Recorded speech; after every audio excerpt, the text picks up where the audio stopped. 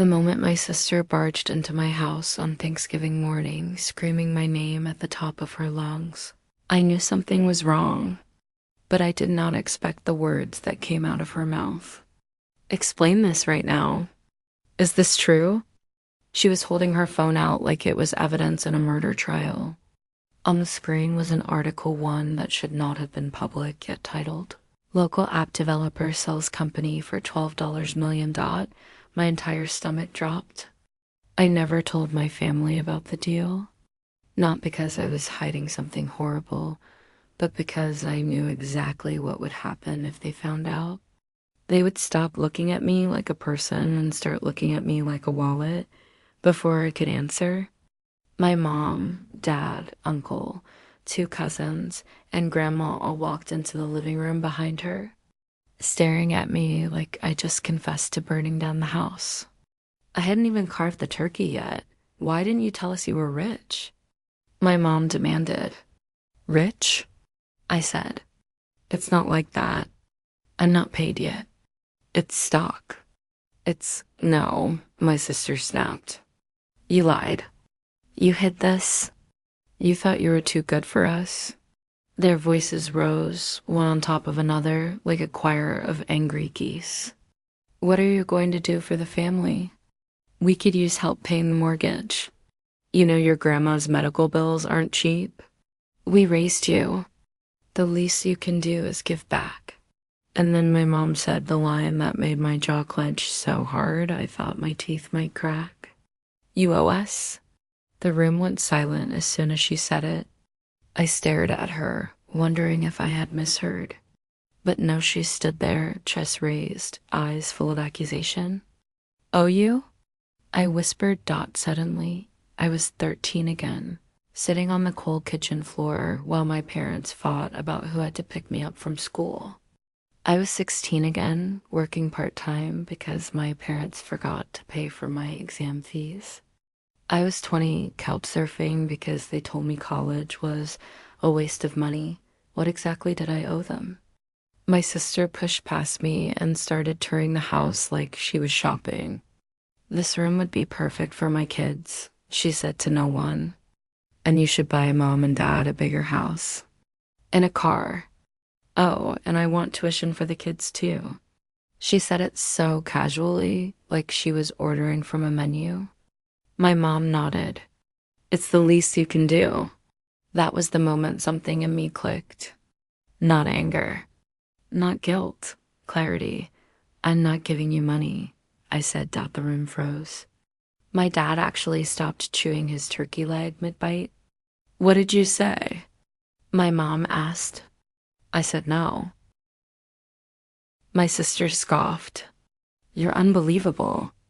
You get lucky once and suddenly you're selfish. We supported you. When? I asked. When did any of you support me? Silence. The kind that shoves its way into your lungs and makes it hard to breathe. I continued. I built the company alone. You never believed in it. You told me to quit. You said I'd fail. And now that it worked, you think I owe you something? My grandma, the only person who ever defended me, whispered, maybe they're just scared, dear. But my sister wasn't scared, she was furious. You're going to give us what we deserve, she spat. I laughed. Actually laughed. What you deserve. You didn't do anything. My uncle chimed in. Family helps family. Exactly, I said. But help goes both ways. You only show up when you want something.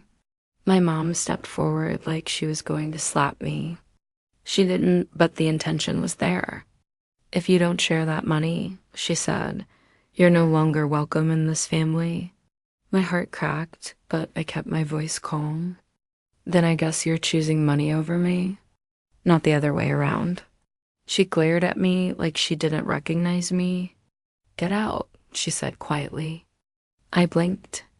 This is my house. Then we're leaving, she snapped, one by one. They grabbed their jackets and left, muttering insults under their breath.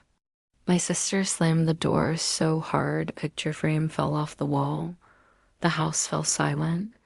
For the first time in my life, I wasn't surrounded by yelling, but the quiet felt just as heavy. The next morning, I woke up to dozens of texts. Not apologies, demands. You better send $30,000 for Dad's truck. Mom wants you to pay for her dental work. My kids need new laptops. Send money today. You're disgusting for hoarding cash. And finally, we're cutting you off until you do the right thing. I stared at my phone for a long time. Numb. Then something unexpected happened. My grandma called. Sweetheart, she whispered.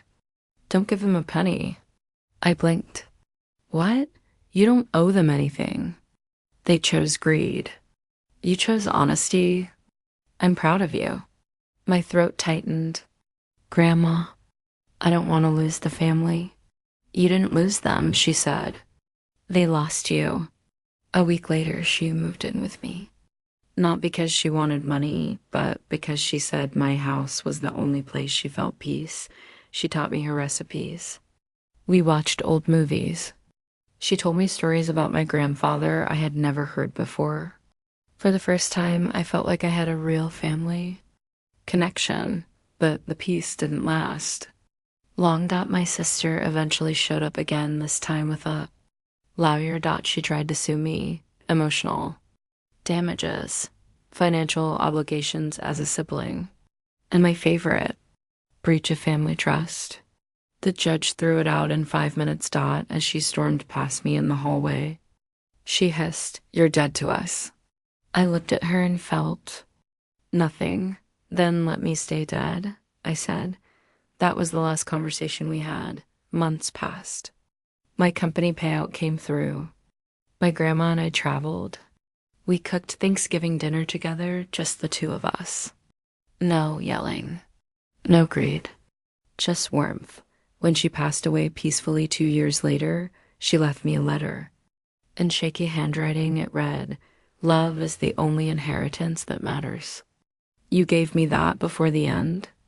Spend your life with people who choose you, not people who want something from you." My family never contacted me again, but every Thanksgiving, I set one extra plate at the table for her. And as a reminder, you're not selfish for protecting your peace. Sometimes the real miracle is learning who actually loves you when there isn't money on the table. Months after my family cut me off, I assumed the worst was behind me. The texts had stopped. The constant demands had faded. And the silence, finally, felt like freedom. Then one night around 2 a.m., I woke up to the unmistakable sound of a window breaking. My heart hammered as I grabbed my phone and stood at the top of the stairs. 3 shadows were moving inside my living room, whispering, searching. Recognized the voices before I recognized the faces. My sister, my father, my uncle, they weren't there to talk. They weren't there to apologize. They were holding bags, empty ones. They had come to rob me. My hands trembled. I dialed emergency services, but before I could press call, the stairs creaked under my weight. My sister spun around. Her eyes were wild, desperate. "Do not call the police," she hissed. "Just give us the money. We know you keep your banking files upstairs." "I'm not giving you anything," I said, my voice barely steady. "Why are you being like this?" My dad snapped. "We raised you. You owe us." "You abandoned me," I said. "You used me." My uncle stepped forward. "Last chance." But they didn't notice something, the small red light blinking. In the corner of the living room. My security cameras were on, recording, streaming directly to a cloud backup. I pressed the emergency call button. Sirens weren't far. Panic swept across their faces. My father grabbed my wrist. My sister screamed, "Just delete the footage. We'll go. We'll leave." "No," I whispered. "Not anymore." My dad's grip tightened brutally until the sirens grew louder and flashing red lights filled the windows. "Please." My sister begged. "We're family." But they weren't, not for a long time. Police burst through the door. shouting commands, and within seconds, my family was pinned down, handcuffed. Shouting my name like I could undo everything, I turned away.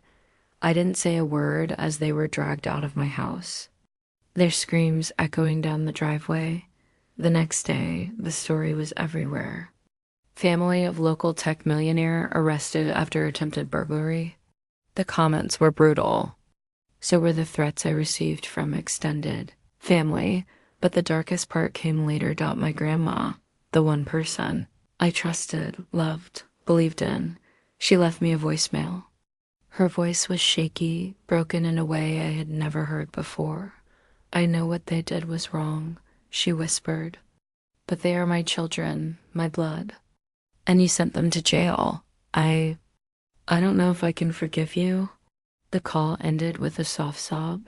She never spoke to me again. She passed away. 3 months later, she didn't leave me a letter this time.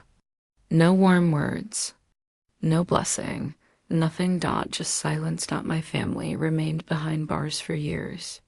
Every holiday, every birthday, every quiet evening in my too large house, I sat with the knowledge that I had pressed the button that destroyed them forever. Morally right? Legally justified? Maybe. But in the end, justice didn't feel like victory. It felt like standing alone on an island of money, staring at an ocean of ghosts. And every Thanksgiving, the empty plate at the table wasn't for my grandma anymore. It was for the family I lost and the person I became that night.